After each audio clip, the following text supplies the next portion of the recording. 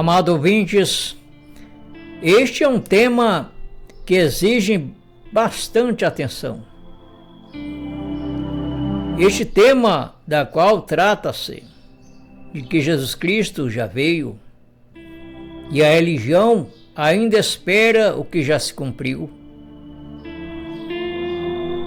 Este tema exige muita calma, exige uma mente aberta às Escrituras e disposição para deixar a tradição religiosa ser confrontada pela própria voz de Jesus Cristo nos escritos bíblicos.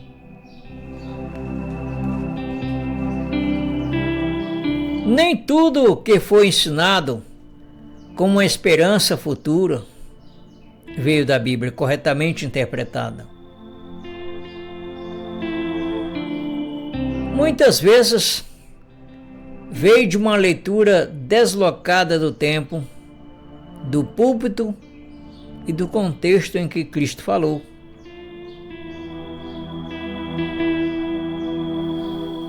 Por isso, esse estudo precisa ser ouvido com cuidado. Quando Jesus Cristo falou sobre sua vinda, sobre o fim do mundo, sobre o juízo e sobre a consumação, ele não falou ao acaso, nem deixou suas palavras sem prazo, como que por tempo indeterminado. Não. O problema é que a religião aprendeu a esperar no futuro daquilo que Jesus Cristo colocou dentro daquela geração e dos seus próprios ouvintes, com um limite já estabelecido ali nos escritos de Mateus, no capítulo 24, versículo 34, que não passaria aquela geração sem que todas essas coisas acontecessem.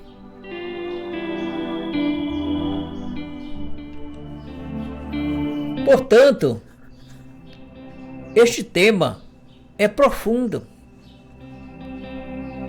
porque mexe com a base da escatologia ensinada hoje. Ele mostra que a vinda de Cristo não foi adiada por séculos, mas cumprida em juízo, autoridade e reino no primeiro século, culminando a destruição de Jerusalém no ano 70.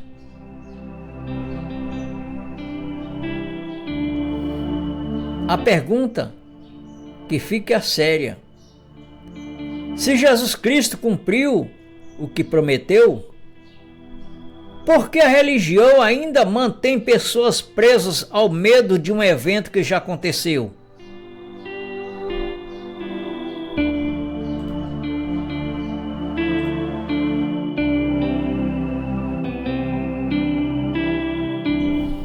A vinda de Jesus Cristo já se cumpriu porque o próprio Cristo colocou prazo para o cumprimento. O erro da religião começa quando ignora as palavras temporais de Jesus Cristo e transforma uma promessa feita àquela geração em uma espera indefinida para milhares de anos depois. O contexto imediato é o Templo de Jerusalém, pois Jesus Cristo olhou para aquela construção e anunciou sua queda. De acordo com os registros de Mateus, capítulo 24, versículo 2, Jesus Cristo declara: não ficará aqui pedra sobre pedra que não seja derrubada. Logo depois, ele fixou o prazo dizendo, em Mateus capítulo 24, versículo 34, em verdade vos digo que não passará esta geração sem que todas essas coisas aconteçam. A mesma urgência aparece em Mateus capítulo 16, versículo 28, na qual ele diz: alguns há dos que aqui estão que não provarão a morte até que vejam vir o Filho do Homem no seu reino.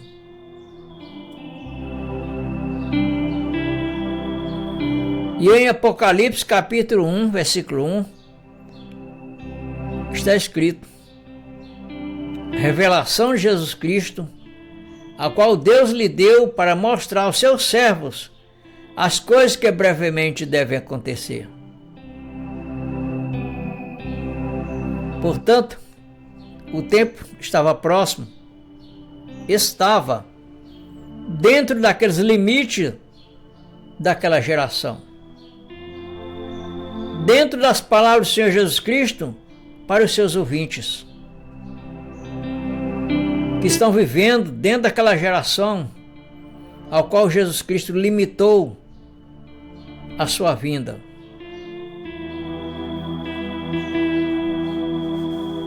Portanto, esperar hoje a vinda prometida àquela geração é retirar as palavras de Jesus Cristo do próprio tempo em que ele as colocou.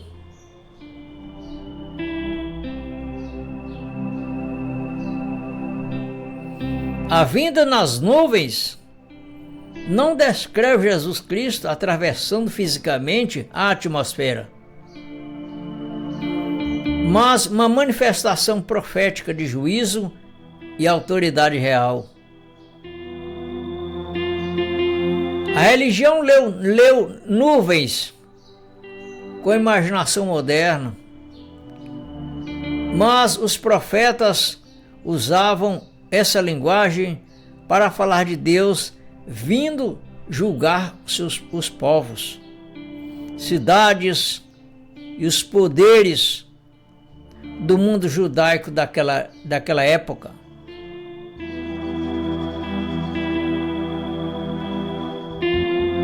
Tudo estava com base em Daniel capítulo 7, versículo 13 a 14, que nos diz: e eis que vinha com as nuvens do céu, um como filho do homem,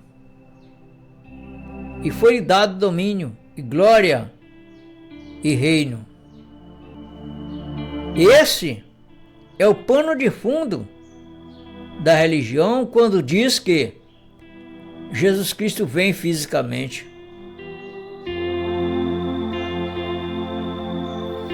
Mas Jesus Cristo, ele referiu-se uma vinda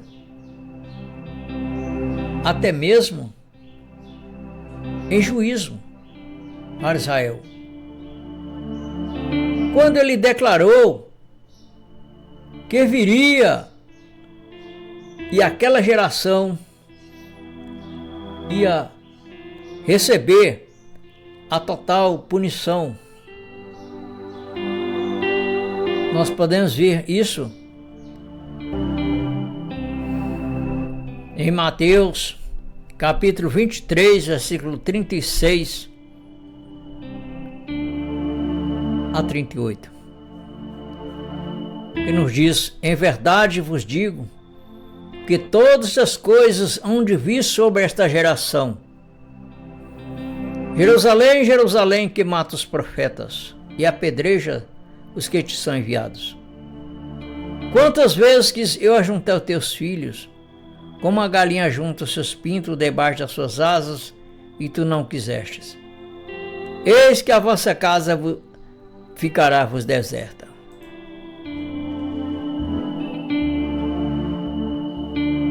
Portanto, Lucas esclarece o cenário histórico quando registra em Lucas capítulo 21, versículo 20. Quando vi de Jerusalém cercada de exércitos, sabei então que é chegada a sua desolação.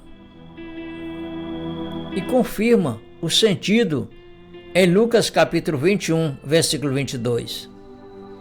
porque dias de vingança são estes, para que se cumpram todas as coisas que estão escritas.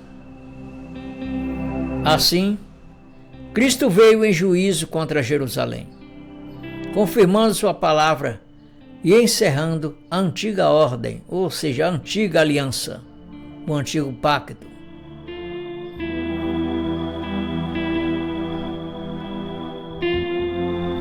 A religião ainda espera porque confundiu o fim da era judaica com o fim do planeta. Quando os discípulos perguntaram sobre o fim, eles estavam reagindo à profecia da destruição do templo, não perguntando sobre a explosão do universo, do globo terrestre. Não. O assunto era o fim do sistema da antiga aliança, centrado em templos, sacrifícios, sacerdócio levítico e Jerusalém terrena. Por isso, Hebreus capítulo 8, versículo 13 afirma, dizendo: nova aliança envelheceu a primeira. Ora, o que foi tornado velho e se envelhece, perto está de acabar. Esse perto estava no tempo apostólico, não no nosso futuro.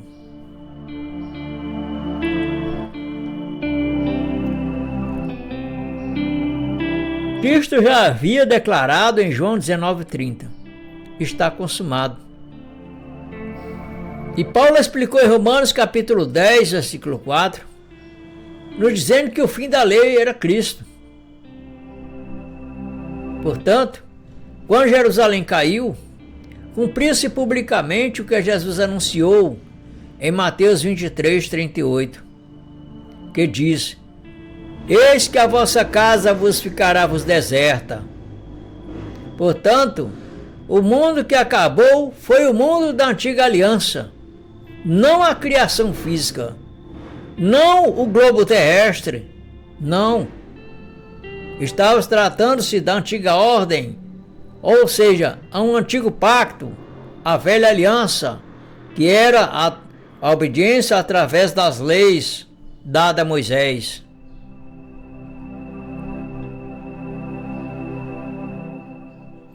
O juízo final bíblico foi o juízo final daquela velha ordem, que existiu ao Messias. A religião projeta um tribunal futuro para manter medo, culpa e controle. Mas Jesus disse que o sangue dos profetas cairiam sobre aquela geração.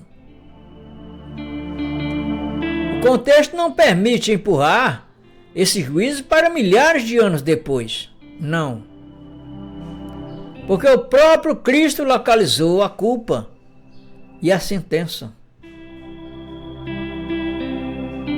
Em Mateus, no capítulo 23, versículo 35 a 36, Jesus disse: para que sobre vós caia todo o sangue justo. Em verdade vos digo que todas estas coisas hão de vir sobre esta geração. Em seguida, ele lamentou Jerusalém e anunciou, em Mateus 23 e versículo 37, Jerusalém, Jerusalém, que mata os profetas e apedreja os que te são enviados.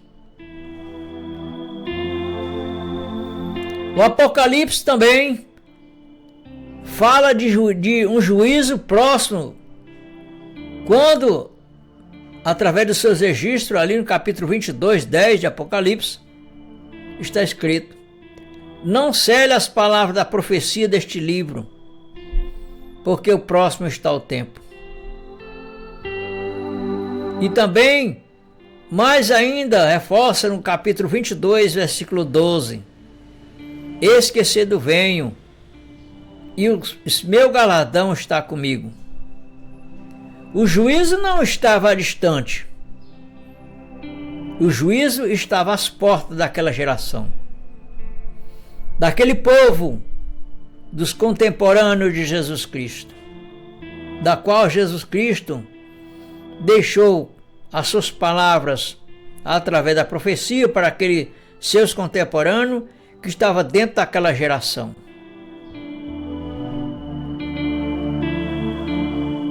O reino de Deus não ficou esperando o calendário futuro.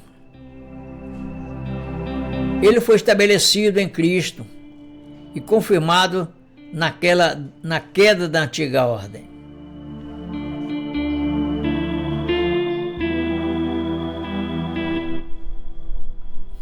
A religião ainda fala como se o reino estivesse suspenso, mas Jesus anunciou sua presença e Paulo afirmou sua realidade. O reino não depende de templos físicos. Não depende do trono político em Jerusalém, nem reconstrução de sistema judaico.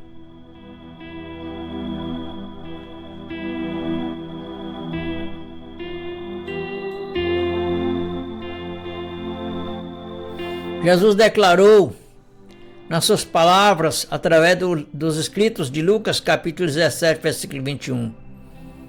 O reino de Deus está entre vós. E Paulo escreveu em Colossenses, capítulo 1, versículo 13.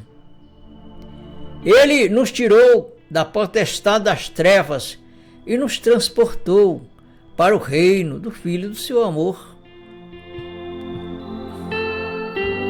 O próprio Cristo disse aos líderes infiéis daquela época, igual está registrado em Mateus capítulo 21, versículo 43. O reino de Deus vos será tirado e será dado a uma nação que dê os seus frutos. E Paulo explicou ainda a consumação desse domínio em 1 Coríntios 15, 25. Porque convém que ele reine até que haja posto todos os seus inimigos debaixo de seus pés. Portanto, a estrutura inimiga caiu e o reino permaneceu consumado em Cristo.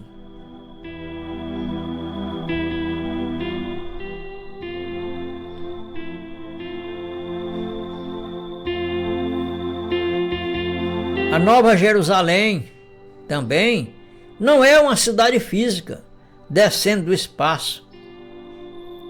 É a realidade espiritual da nova aliança, onde Deus habita com seu povo.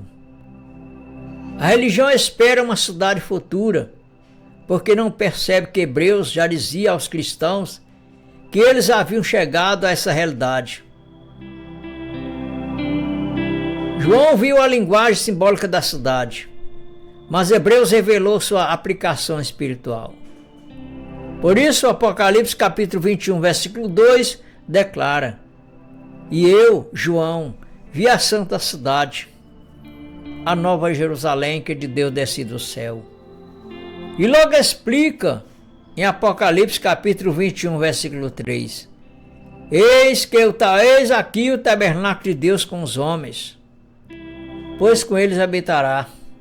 Hebreus confirma no presente em Hebreus 12, 22 a 23.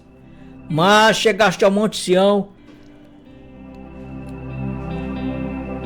e a cidade do Deus vivo, a nova Jerusalém, a Jerusalém celestial, e a igreja dos primogênitos. Portanto, Paulo completa o assunto quando ele diz ali em sua segunda carta aos Coríntios, capítulo 6, versículo 16: Vós sois o templo do Deus vivente, como Deus disse: Neles habitarei e entre eles andarei. Portanto, amado ouvinte, a habitação de Deus já está estabelecida no novo pacto. A habitação de Deus já está estabelecida na nova aliança.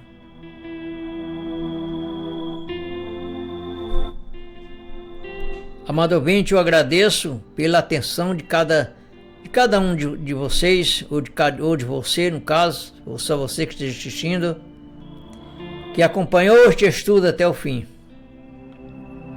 Entender que Jesus Cristo já veio em juízo sobre Jerusalém e que a antiga aliança foi encerrada e que o reino está presente e que a Nova Jerusalém já é a realidade espiritual do povo de Deus, fortalece a fé. Firma o entendimento bíblico, remove o medo religioso, edifica a consciência na verdade e conduz o cristão a uma comunhão mais segura, madura e viva com Deus em Cristo.